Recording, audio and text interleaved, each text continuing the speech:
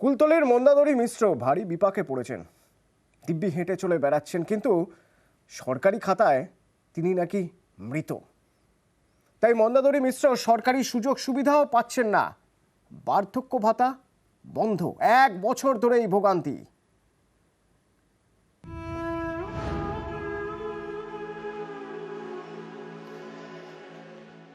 দক্ষিণ 24 পরগনার কুলতলির মন্দাদরী মিশ্র বয়স 4 পেরিয়েছে, শরীর দুর্বল, তবে হাঁটাচলা করতে পারেন।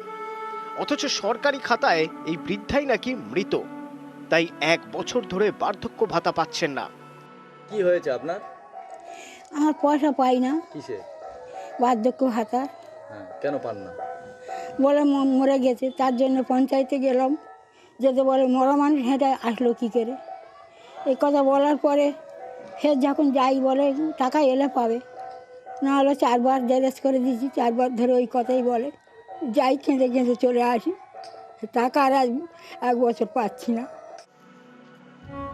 কুলতলির প্রত্যন্ত এলাকার বাসিন্দা মন্দাদরী মিশ্র দিন কাটে ত্রিপল দিয়ে ঘেরা ঘরে, ছেলেরা দিনমজুর, কোনো রকমে পেট চলে। তার দাবি, অভাবের সংসারে বার্ধক্য ভাতা বড় ভরসা, সেটাই বন্ধ। কারণ পঞ্চায়েত অফিসের তালিকায় তিনি আর বেঁচে নেই। টাকা নিয়ে ওই হাত খরচা করি, খাই। তার মধ্যে অত্যাধিক অভাব হলে ছেলেরা দেয়, ছেলেদের তো কিছু নেই, খাটাখাটুনি করে চলে। বহু অসুবিধা হচ্ছে জানো বাবা, ছেলেদের ম্যানেজ করে তো আমার দিতে পারে না, খুব অসুবিধা হচ্ছে। মন্দাদরী মিশ্রর অভিযোগ, একাধিকবার পঞ্চায়েত অফিসের অভিযোগ জানিয়েছেন, তারপরেও কোনো সুরাহা হয়নি। পঞ্চায়েত যাই, ভিডিও যাই, সকলের কাছে জানাই, ইতিহাসই কথা। কালকে মেন জিজ্ঞেস করলে তোমার নাম কি? মন্দা মিশ্র। তখন বলতে রাবণের বউ, অভাব কিসের?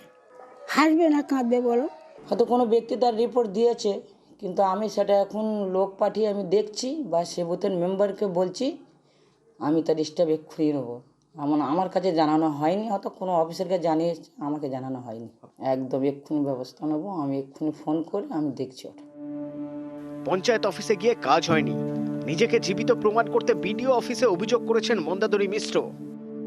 রাজ্যের বিভিন্ন প্রান্তে এমন অনেক অভিযোগের কথা তুলে ধরে নিউজ 18 বাংলা, এবং সেখানে দেখা গিয়েছে সরকারি আধিকারিক তারা সক্রিয় হয়েছেন এবং শেষমেশ সরকারি পরিষেবা তারা পেয়েছেন।